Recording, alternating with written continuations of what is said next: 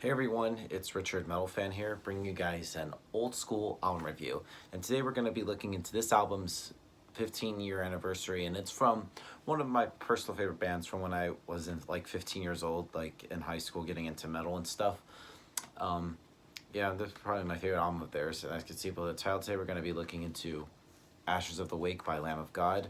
This was the band's third or fourth album, I believe, released on August 31st, 2004 through Prosthetic Records. Now, Lamb of God definitely does an introduction. There's like a metal band hailing all the way from Richmond, Virginia. Now, originally they were called Burn the Priest, and I have their self-titled Burn the Priest album, but it wasn't until that after that they changed their name to Lamb of God. And and honestly, Lamb of God for me is still one of my personal favorite bands. I've seen them 4 times, and been a fan of these guys, like I said, since I was 15 years old. And this, like I said, this was pretty much the album that got me into the band. Like, first time I heard the opening track, Laid to Rest, I was like, damn, this is great. Production wise, this album is superb. Like, Lamb of God is known for having good production. The vocal work from Randy Bly is superb. Like, his vocals are just insane. Like, the way he does like those high kind of like vocals and just goes really lower style is just great. The guitar work on this album is pretty tight. Willie Adler and Mark Morton has known for their some really great riffs. The bass is pretty audible. You could definitely hear John Campbell playing in the mix. And drumming wise, former drummer Chris Adler, which I'm kind of bummed he's not in Lamb of God anymore, but his drumming on this is great. I mean, he's one of the best metal drummers I've heard. So yeah, without further ado, let's dive into this track by track. Now, opening up is the song Laid to Rest, which has some cool riffage, and the vocals sound very heavy and raspy, giving the music a slightly more brutal feel. And and the music is just basically stays the same, but with each part is a variation of the main intro riff. At one point, it slows down quite a little bit, almost like a breakdown. And the track is pretty consistent and fast moving thing as well. Yeah. Moving on to Hourglass, which follows with some nice lead licks, and the song really doesn't get too heavy though. The vocals pull the tempo down in a weird way, but it's still a kick-ass song. And the music is relatively fast while the screaming isn't, and the track is based around the lead riffs. Then we get to Now You've Got Something to Die for which goes back to like a flowing speed that they've seemed to excel in, and an interesting palm muted guitar with sort of like fast double bass combo works well with the sound, and the main parts are just repeated until the break, which is basically just a low pitched guitar with heavy percussions. And once again, it has a interesting sound, but yeah, I'm sorry, wow, this album is just great. Like, ugh.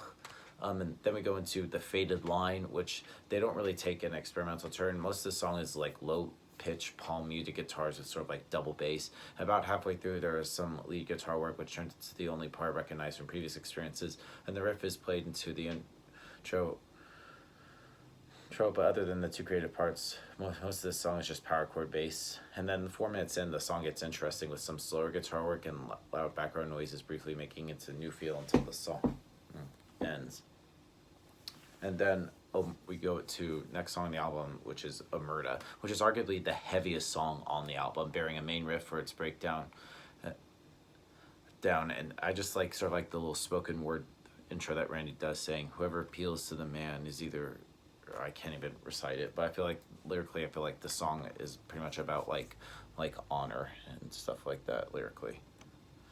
Then we go into Blood of the Scribe, which is a really great song, and the blast beats and fast lead riffs sound quite cool. It breaks out of their usual down-tuned power chord riff pattern, and the break with the double bass behind the guitar and Randy sort of like doing sort of like distorted singing is an interesting combo and sounds nice. And the song is eventually sort of like keeps the same basic sound but slows down drastically. In other words, it's just great.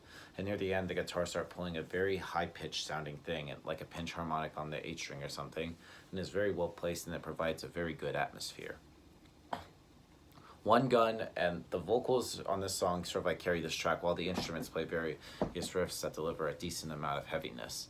And then halfway through, we actually get a guitar solo, and it's a pretty good one too. Fairly fast, but a little nitpick is that it could have been longer. But near the end of the song, it picks up again with the instruments going all out to be heavy and diverse.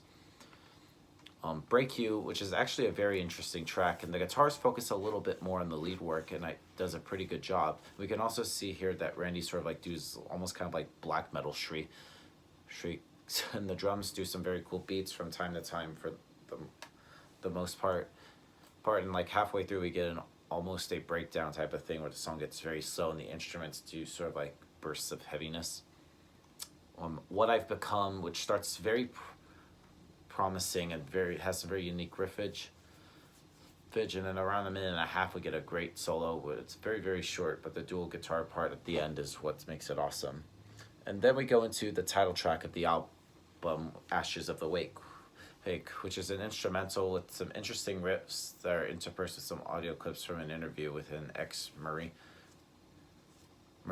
And it features some guest solos from Alex Skolnick of Testament and Chris Poland, formerly of Megadeth, alongside with their Lamb of God's own Mark Morton. And there's like like in my opinion, I feel like this is the most impressive track on Ashes of the Wake. Like it's being the longest, clocking in at like 5 minutes 45 seconds. And then the album closes with Remorse for the Dead, which begins clean, strangely enough, and the clean part is good enough, but once Randy turns on the mic, it's just insane. It's just great. It's just heavy parts are just insane. And I just love how near the end the heavy riffs have this clean guitar riff, and it ends pretty quick too. It's sort of like it slows down and it just gets heavy ending. But yeah, overall, Ashes of the Wake, a classic album in Lamb of God's discography. If I were to give this album a score, I'm gonna give this a solid 10 out of 10. It's really great. So yep, that's my review of Ashes of the Wake by Lamb of God, guys. Let me know in the comments what you guys think about it, and I'll see you all in the next video. And as always, keep it metal.